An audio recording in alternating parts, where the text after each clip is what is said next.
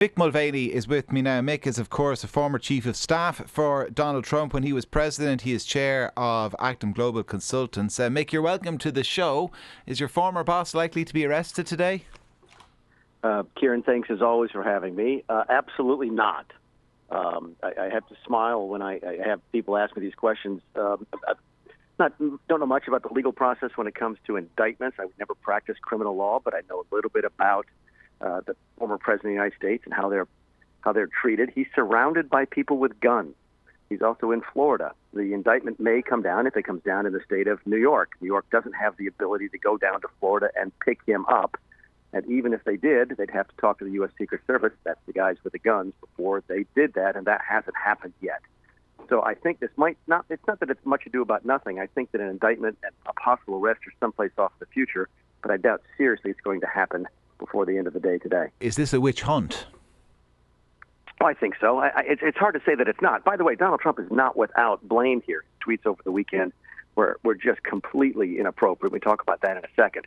But you cannot but help get the feeling this is a witch hunt. Again, no one else in our country that I know of, and I've talked to lawyers on both sides of the aisle, has ever been convicted of this particular combination of things.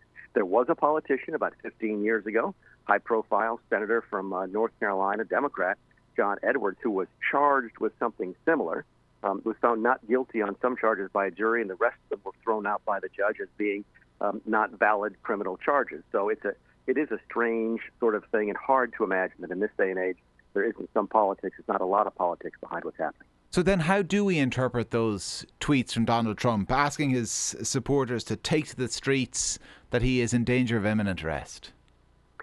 Yeah, if he simply puts the word peaceful someplace in there, then we don't really have to have a lot of conversation about how incendiary this is.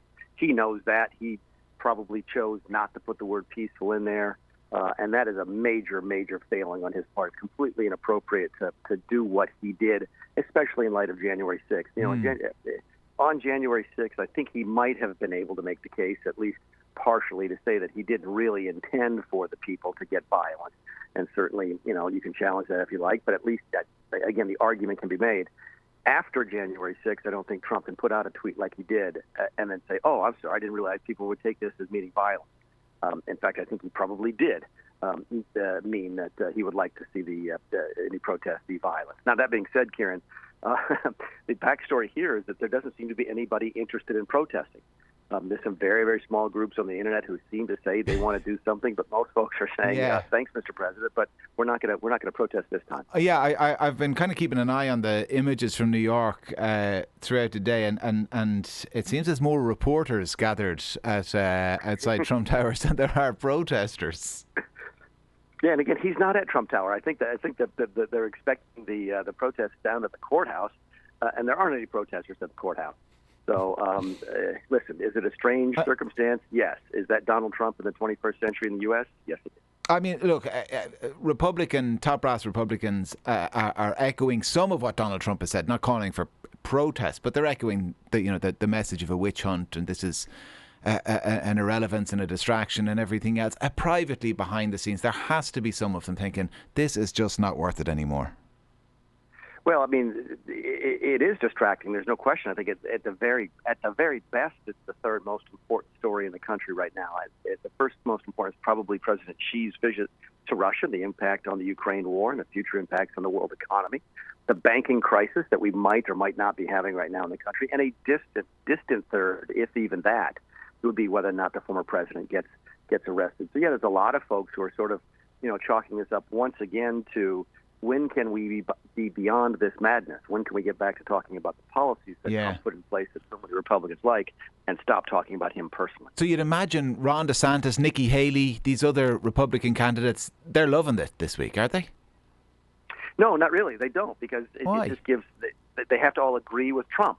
And it's hard to get distance from Trump when you have to agree with him.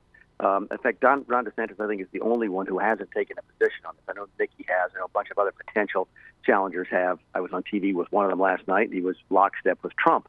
So when you're running against somebody, you always look for some type of distinction or difference. And when everybody's agreeing that Donald Trump is being politically targeted, it doesn't really allow you to separate yourself from the field. Mick Mulvaney, former Chief of Staff for Donald Trump. Mick as well as Chair of Actum Global Consultants. Mick, as always, thanks a million for joining us.